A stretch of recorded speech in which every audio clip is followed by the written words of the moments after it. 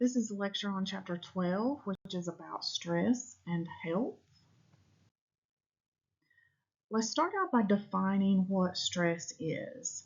In the textbook, it says that stress is a response elicited when a situation overwhelms a person's perceived ability to meet the demands of the situation. In other words, we feel like we can't meet the demands of this situation. We have possibly no control over this situation.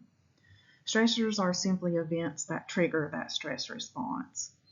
Primary appraisal is the quick assessment of the meaning of a given environmental event for the individual. What does this mean for me?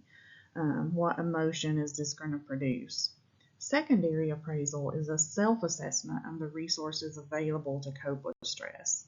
So primary appraisal is essentially assessing the situation. Secondary appraisal is assessing yourself to see if you have the ability to cope with that situation. I included a diagram here of the stress response system. This is pretty much just a good diagram that shows how stress immediately affects you physically, physiologically. Some things are it can increase your blood pressure, increase your heart rate, may make it harder for you to breathe. So stress really has an effect on most systems of our body and not a positive effect, as you can see. General adaptation syndrome, I know it discusses more in your textbook, but generally what general adaptation syndrome or GAS refers to is you meet a stressor, you are put in a stressful situation, all these things happen to your body that we just discussed. And the idea of this syndrome is that your body can't sustain at that level. It can't sustain at high levels of stress. So eventually it's going to get worn out and you're going to go into an exhaustion phase. So that's simply it. Your body just can't sustain with constant high blood pressure and constant high heart rate. It's eventually going to slow down and go into an exhaustion phase. So when we have stress, now that we've defined it, how do we manage it? Coping is the act of dealing with stress or emotions. And we're going to go through 3 different kinds of coping: problem-focused coping, emotion-focused coping, and social support. So problem-focused coping is really just looking at the details of the situation. How can I change this situation? Let me write down what's stressing me and let me write down the things I can change. For example, if I am anxious about a test, I can study for that test. I can define the problem as anxiety about the test. I can resolve to spend 30 minutes a day studying, and I've focused on the problem and, in a sense, solved it.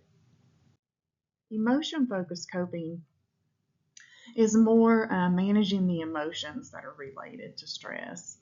In other words, as we mentioned in the previous chapter, I can regulate my emotions, or I can reappraise the situation. I can look at a situation that initially seems very negative, reappraise it, and put a positive spin on it. So I'm kind of trying to work with my emotions and regulate them in response to the stress. The third way of coping is social support. As we also discussed in our previous chapter, we are inherently social beings. We want to be social. We need social support. Being able to talk to other people, or have just knowing they support you, or even having them offer, for example, financial assistance. We all need social support, and that can really help us cope with stress. So problem-focused coping, emotion-focused coping, and social support. Great coping strategies, great positive coping strategies. So we looked at what stress kind of immediately does to our body. Increased heart rate, increased blood pressure, etc.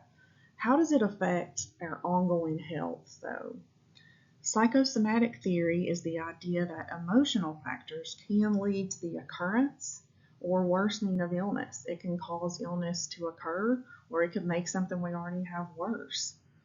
For example, in the cardiovascular system, frequent blood pressure elevations can damage arteries by reducing their elasticity and increasing the likelihood of fatty buildup. And we know that those things, as it mentions, set the stage for heart disease. So if we're under high stress a lot and our blood pressure is constantly going up and heart rate's constantly going up, that could result in heart disease.